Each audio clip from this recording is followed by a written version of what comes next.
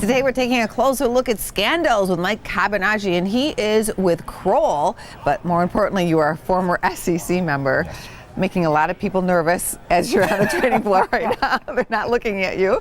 So let's talk about this big Panama Papers case. What is your take on this situation? Sure.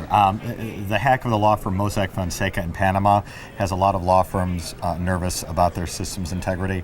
At Kroll, we look at it for two different ways. One is how good is the quality of materials that came out in the public. There's tens of thousands of files that our analysts may want to go through for asset tracing, looking at shell companies. Is it any quality, or what's the quality of it that came out? The second part is our law firm and bank clients have asked us to do penetration testing, where we send our cyber experts in to say, can they get in? Are there any open doors? It's not clear yet if it was a hack external or if it was an internal leak. So you have to look up from the outside to see, have you closed the door to prevent a hack?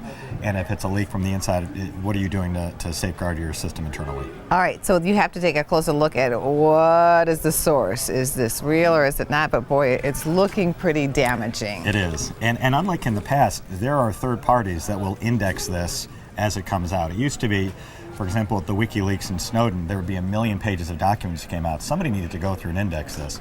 So there are third parties out there that are indexing it so that it's searchable.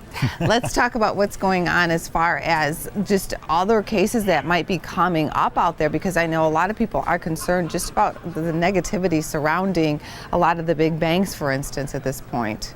Right. A lot of what we see with the big banks is as they move overseas. And these are in areas where the quality of public records may be at issue. Russia, China, certain parts of Africa.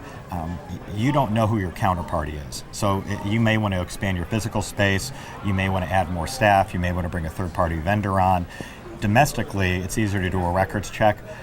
In one of these foreign jurisdictions, it's difficult, and also you may need some boots on the ground. You may need somebody who speaks the language to do a background check, to kind of give you some information, because as you're expanding into these new markets, if it's a new territory for you, you want to make that commitment of resources count. And with these shell companies that were allegedly set up where people harbor money, it's so easy to get involved with those. You can Google on the internet and find a way to protect your money and just send it overseas and have no issue. When you're at the SEC or DOJ or any kind of law enforcement or regulator entity, and you see that money's being moved around domestically, when you see that it drifts to Panama, to the Isle of Man, to some of these offshore accounts, you take a deep breath and say, this is going to take some time, because foreign banking laws and foreign bank secrecy laws are very different than domestic U.S.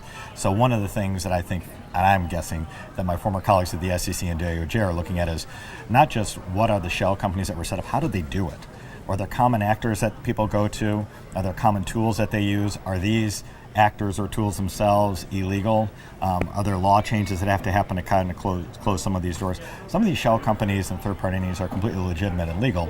Others need to be looked at. Good to have you here. Thank you for your time. Come back Thanks so much. soon. Thank you.